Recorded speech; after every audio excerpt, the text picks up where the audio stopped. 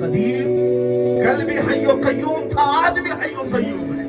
فلسطین کو اجڑتا ہوا دیکھ رہے ہیں، مسجد اقصی کی پامالی دیکھ کر جو جینا تھا جی لیا، جو رب تعالیٰ نے ایمان کی زندگی دی وہ جی لیا، اب تو نہیں بچ سکے۔ ارے چنگیز بھی ہلاک ہو گیا، ہلاکو بھی برباد ہو گیا، تو 5 سال کی نشیڑی حکومتوں کو جانے۔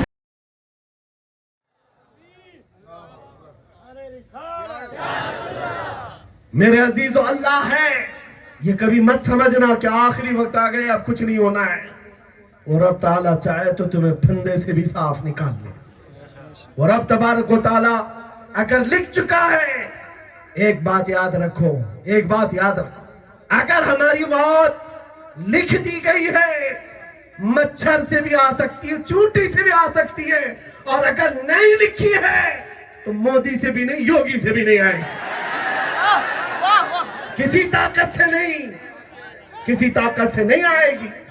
کس بات کا خوف دل میں سمایا ہو، کس بات کا ڈر سمایا ہو؟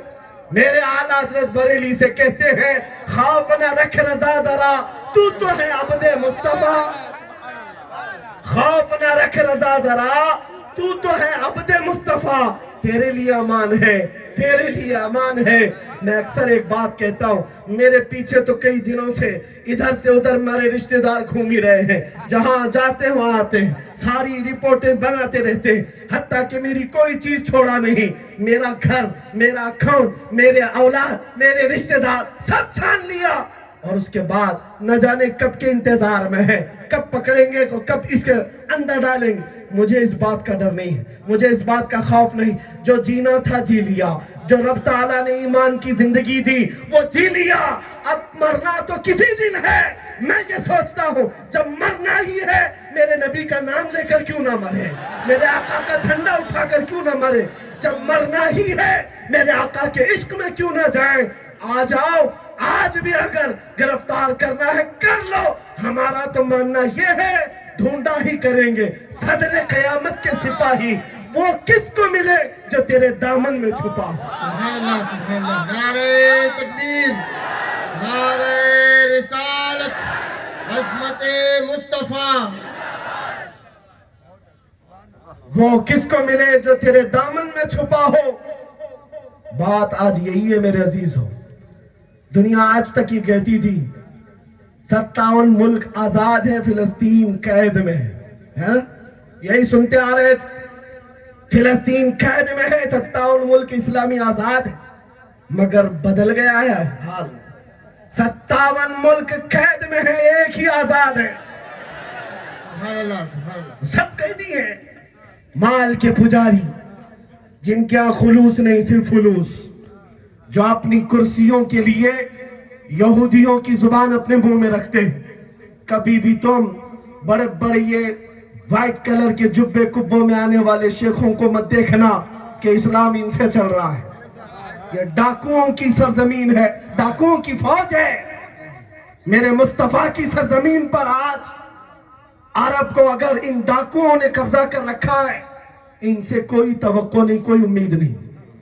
یہ کفار و مشرکین کے بچوں پر روئیں گے، لیکن ایک مسلمان کی آہ اور کراہ ان کی نیند کو خراب کبھی نہیں کرتی۔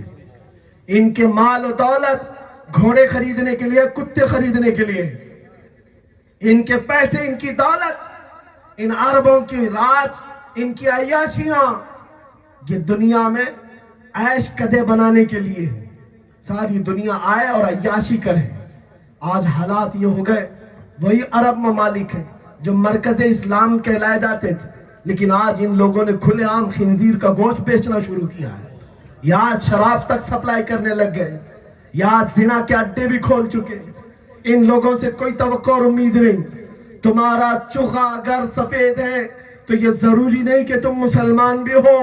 ہم اس کو مسلمان کہتے ہیں جو بظاہر فقیر بھی کیوں نہ ہو، پھٹے کپڑے بھی رکھتا ہو، بال پرا گندہ بھی کیوں نہ ہو، لیکن سینہ دھڑکتا ہو تو میرے نبی کے نام پر دھڑکتا ہو۔ ان ظالموں سے وہ کام نہ ہو سکے جن کے پاس بڑی بڑی طاقتیں، ارے پورا پیٹرول لے کر بیٹھے، کیا پی کر مریں گے؟ پی کر مریں گے، ساری چیزیں ہیں ان کے پاس، سونے کے ذخیرے، پیٹرول کا ذخیرہ، گیس کا ذخیرہ، پوری دنیا میں پی پی کر مر جاؤ، لیکن ہم نے دیکھا ہے طاقت کسے کہتے ہیں۔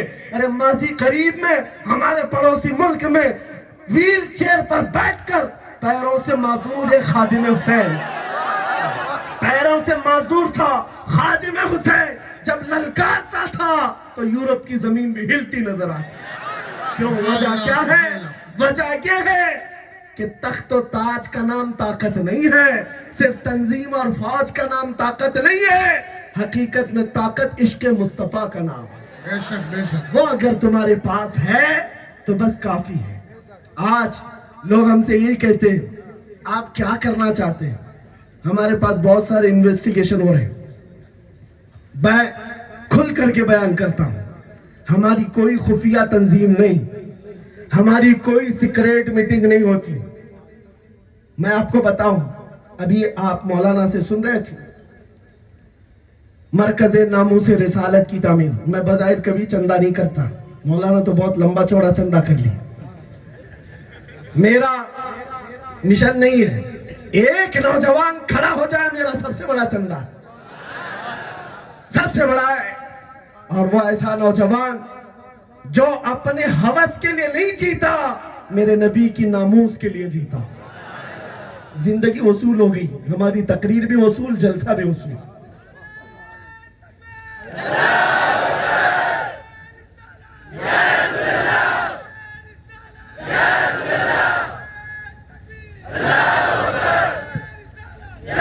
آپ کے اردل عزیز مولانا صاحب نے چندہ کیا، ہو سکتا ہے سنجان پورا مل کر 2 کروڑ جمع کر لے گا، ٹھیک ہے، لیکن میں کہتا ہوں 2 کروڑ ایک طرف، لیکن 2 نوجوان میرے آقا کی سنت چہرے پر لے آئے تو یہ 2 کروڑ کچھ بھی نہیں ہے، یہ کچھ بھی نہیں ہے، یہ بہت بڑا چندہ ہے۔ کیا وہ چندہ آپ مجھے دینے کو تیار ہیں؟ بس حضور کے لیے تمہارا سینہ دھڑکنے لگ جائے اور یہ کہنا شروع کر دو آج سے، زندگی یہ نہیں کسی کی کسی کے لیے، زندگی ہے نبی کی۔ ارے نہ سمجھ مرتے ہیں زندگی کے لیے، جینا مرنا ہے سب کچھ نبی کے لیے، جینا مرنا ہے سب کچھ۔ یہ ہمارا مسلک بن جائے۔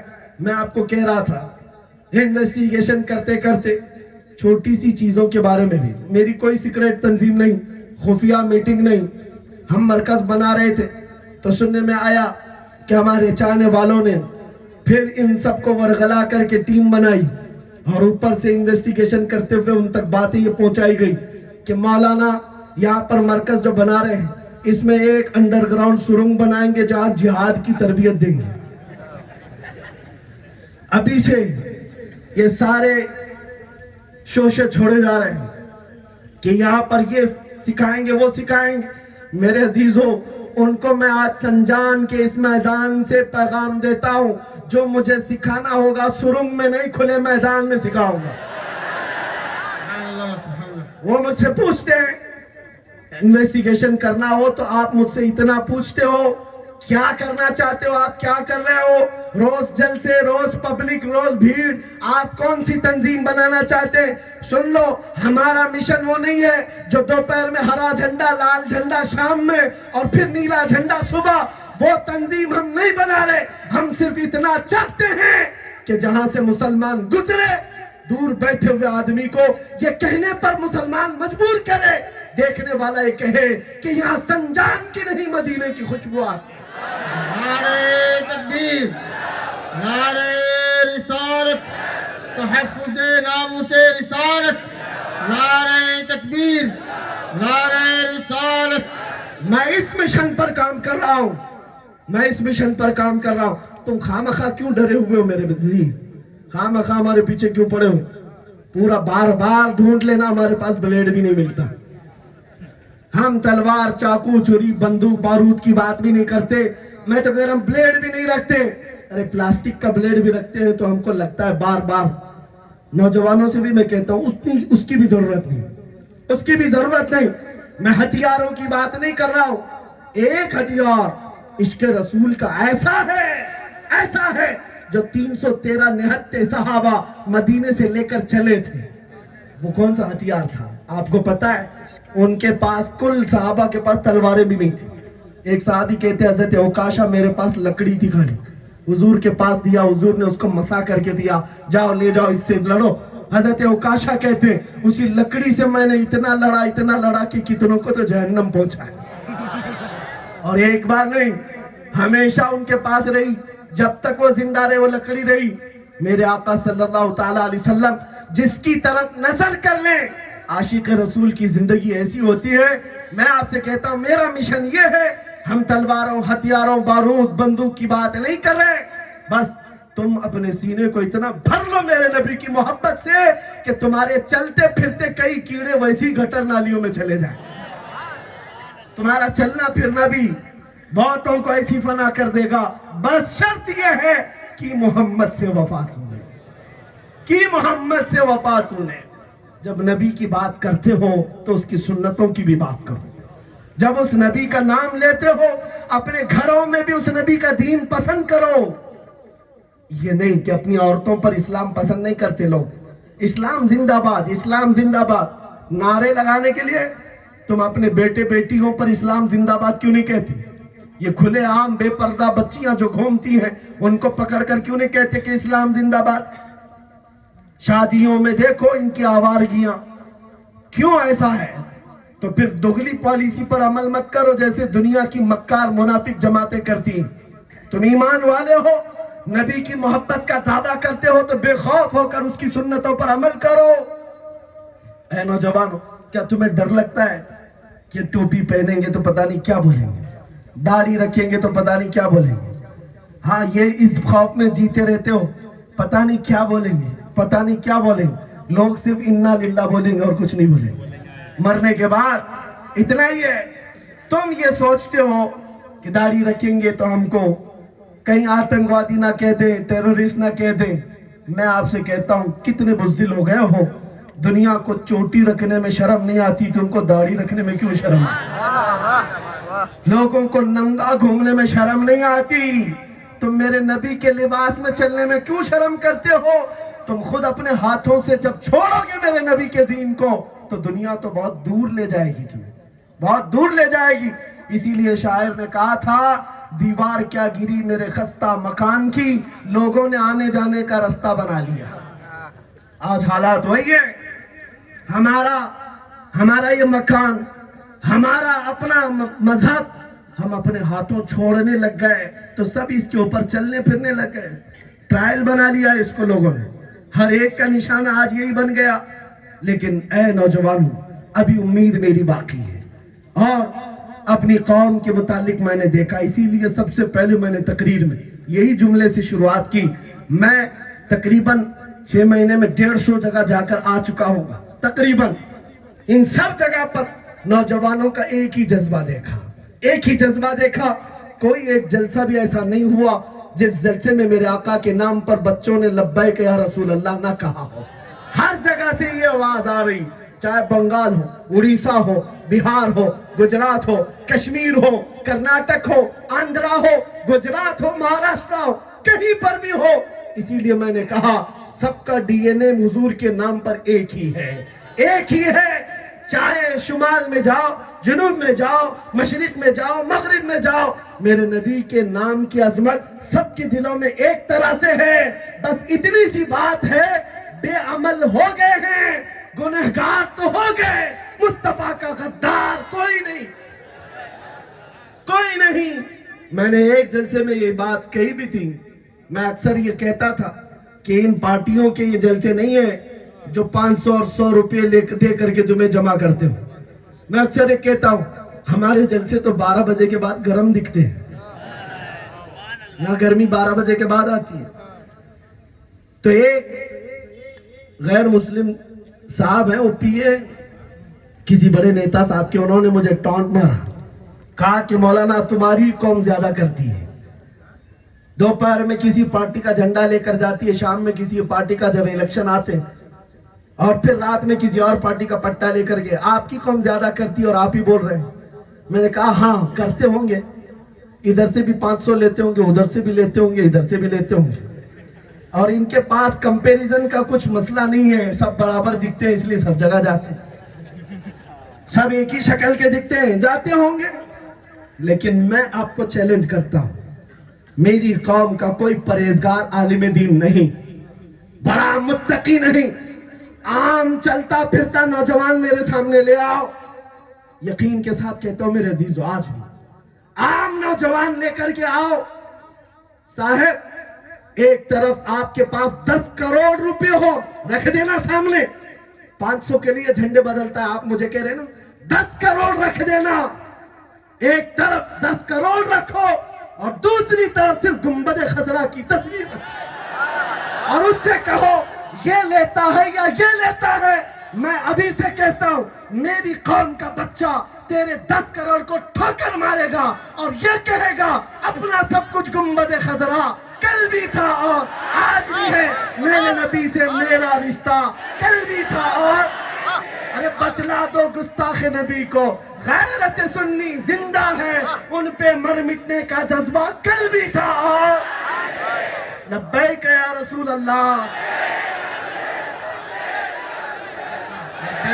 لبیک لبیک یا رسول اللہ، لبیک لبیک لبیک یا رسول اللہ، لبیک لبیک لبیک یا رسول اللہ، لبیک لبیک لبیک یا رسول اللہ، لبیک توجہ میرے عزیزوں، بس تمہارے دلوں میں یہ گرمی آ جائے کہ ہماری دھڑکنیں کس کے نام پر ہیں؟ میرے نبی کے نام پر، اس رسول کے نام پر ہیں۔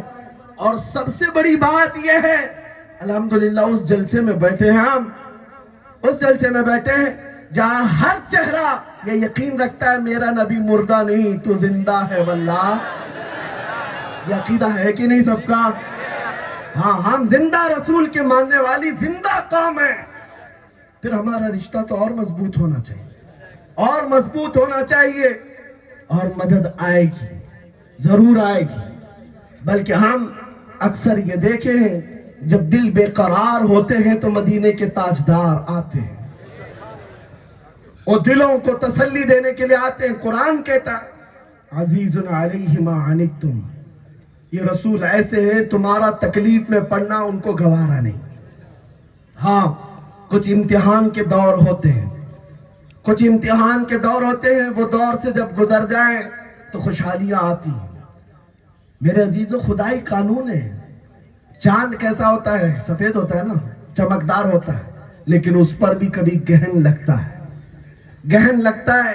تو اس کا مطلب یہ نہیں ہے کہ چاند کالا ہو گیا، گہن جب چھٹ جاتا ہے تو چاند پھر آب و تاب کے ساتھ چمکتا ہے۔ آج امت مسلمہ کی ان جماعتوں پر گہن لگا ہوگا، امتحان کے دور سے گزر رہی ہیں، اور جب یہ گہن چھٹے گا پھر یہی جماعت ہر جگہ نظر آئے گی، ہر جگہ نظر آئے گی۔ آپ کیا یہ نہیں سمجھتے دنیا تمہیں بھونک بھونک کر کے بتا رہی ہے تم کچھ ہو؟ دیکھتے نہیں نیوز کوئی بھی کھول لو وہ تمہارا تعارف کروائیں گے، ہاں ان کا نہیں، وہ تمہاری آئیڈینٹیٹی اور تمہاری حیثیت، جو بھی نیوز چینل کھولو وہ بڑا چڑھا کر تمہاری داڑھیوں کو بتا رہے ہوں، تمہاری ٹوپیاں، ہماری بچیوں کے برقعے، مسجدوں کے مینار، گنبد، یہی سب چیزیں ہیں ان کے پاس۔ ارے جو بکھری ہوئی قوم ہے اس کو 24 گھنٹے کیوں ڈسکس کرتے ہو؟ یہ تم ہی کہتے ہو بیکورڈ ہے، دلت سماج سے بھی نیچے آ گئی ہے مسلمان جماعت۔ جب اتنی نیچے آ گئی تو تمہارے میڈیا میں اتنی اوپر کیوں ہے؟ ہر جگہ ہم ہی اب کیوں ہیں؟ سمجھ میں آتا ہے جس کو اقبال نے کہا کچھ بات تو ہے کہ مٹتی نہیں ہستی ہماری، صدیوں رہا ہے دشمن دور زماں ہمارا، اور یونان و مصر و روما سب مٹ گئے جہاں سے، باقی مگر ہے اب تک نام و نشاں ہمارا، توحید کی امانت سینوں میں ہے ہمارے، آسان نہیں مٹانا نام و نشاں ہمارا۔